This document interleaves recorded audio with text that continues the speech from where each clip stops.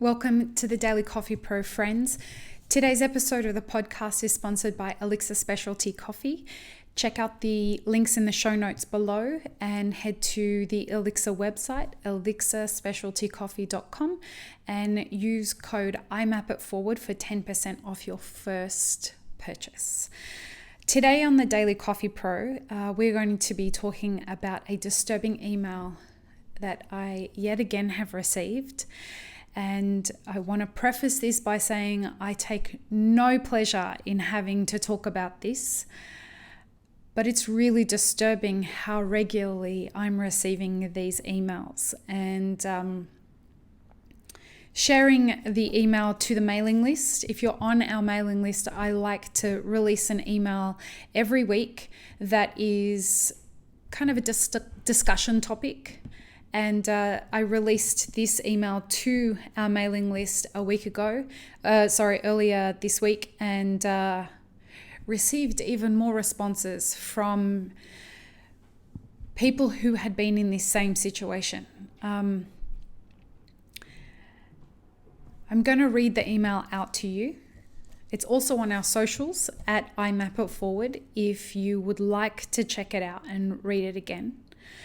But here it is. It says, "Hi Lee, I wanted to share a situation I experienced in the workplace as it relates to your discussion with Mark." That's Mark Inman. This email came as a response to that podcast episode. It had nothing to do with Mark Inman. It was just that we had discussed in the podcast, we were talking about workplace relationships and sexual harassment.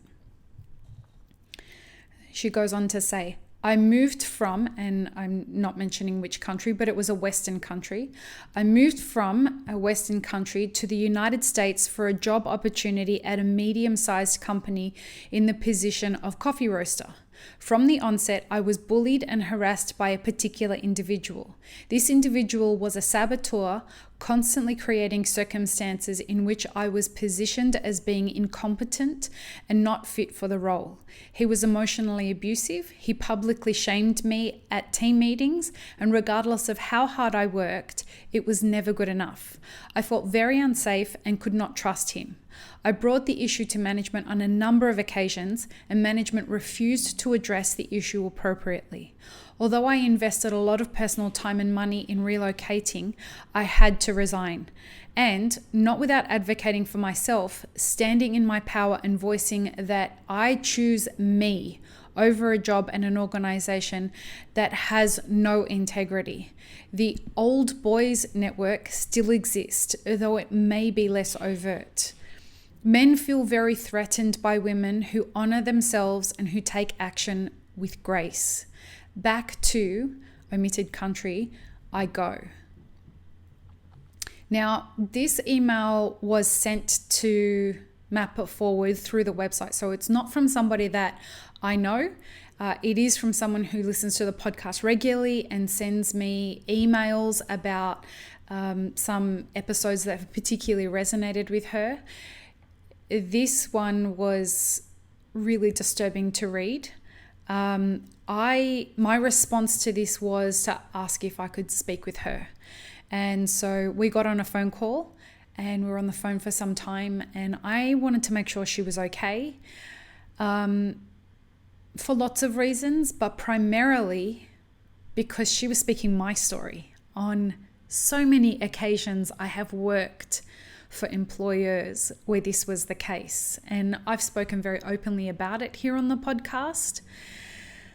Since receiving this email, and I knew that this was prevalent in our community, in our industry, but even I am shocked at how much this goes on.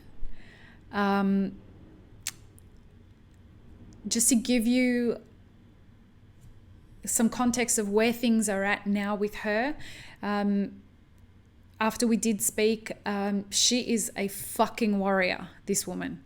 She is traumatized by the situation, and she's working very hard to learn and grow from this. And we spoke at length about our individual experiences, and we just shared stories. unfortunately, I don't know the fix for this for our industry. And so I couldn't tell her how to fix this. We did speak about some of the emotions that she was experiencing around how this happened and why this happened, and it continues to happen. And that is typically what goes on with women who are strong and find their ways into organizations where they believe that they're getting an opportunity at something. When you choose a toxic workplace, you tend to gravitate towards toxic workplaces. That's been my experience. Even workplaces that I was sure I had chosen that weren't toxic ended up being toxic. And she asked me a really important question that stabbed me when I didn't have an answer for it. She said to me, Lee, what was your solution? How did you stop ending up in toxic workplaces? And I said to her, I had to work for myself in order to get out of that situation. Because I don't have a solution. I don't know how we fix this. What I do know is that finding a workplace for strong women to just be able to focus on growing their skills and becoming better professionals is hard. Because we have a low barrier to entry in our industry of people who need to be owning businesses, a lot of those people don't know how to create the kind of workplace culture where they see a woman who is, and wait. This doesn't just happen to women. This happens to all genders. Women, men, and people who are gender non-conforming. This happens to everybody. It just happens more to women. And it happens quite often to strong women who are being bullied by men who feel threatened by women who are trying to assert learning and knowledge, or women who are confident. And there's something I need to say that's hard to say, because I feel like admitting it gives up a power that we don't want men to know, but you have to know it. Women walk through life with different sets of fears than what men walk through life. Women are more likely, look, the fear that we walk with is that at any moment, most men that are around us could beat the shit out of us. I can be smarter and more capable and in the right and have more integrity and have more perceived power than any man I'm working with. But I always have in the back of my mind, if he gets angry with me, he can belt the shit out of me. No matter how much self-defense training I have, he can beat the shit out of me. And we walk through life knowing that. Most men are going to tower over most women. And there is an inherent fear that we walk through life with. So no matter how confident I am, and no matter how much skill I have, I'm always going to feel that in the back of my mind, I have to remember, this guy that's bullying me, if I stand up to him and he loses his shit, he may beat the shit out of me. Add to that, working with employers who are the employer of this bully, who don't know how to build a safe workplace culture. We have a really toxic environment, and this happens a lot in our industry, and it's not okay. It's not okay. Having said that, it's not all men. there are many men in the workplace who do want to create a safe work environment for everybody, not just for women, but for everybody. And it can get threatening for those men to speak up as well. This week, I've had a number of conversations with men that have said to me quietly, listen, it's difficult for us to also speak up.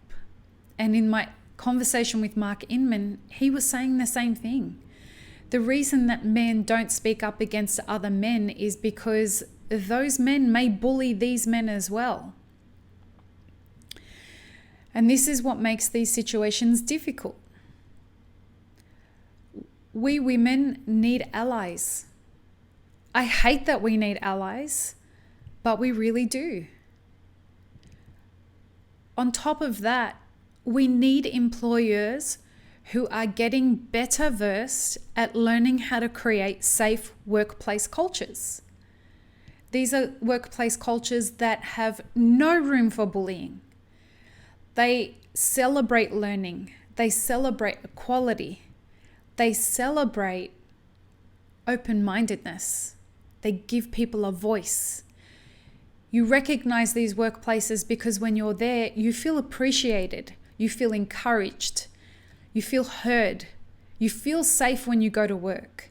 You feel that nobody is trying to knock anybody else down. And when somebody doesn't understand something, there's nobody there that's trying to mock them or make fun of them.